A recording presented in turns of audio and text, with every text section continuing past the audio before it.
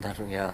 I think I have to confess that if I'm asked what it would take to falsify my non-belief in God, or what it would take to convince me of anything supernatural, I find it very hard. I used to think it'd be easy. God would appear in clouds and chariots of fire and things. Well, that's a start, isn't it? I used to think that, but I've seen so many good conjuring tricks where you absolutely swear blind it's supernatural, and yet we know it's a trick.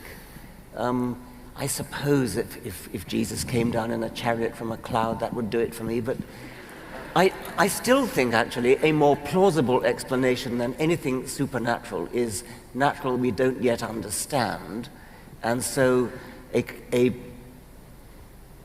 trick wrought by an alien civilization that we don't know about yet or something is actually as implausible as it is more plausible than that the laws of physics have been violated, which is what we're kind of talking about when we talk about.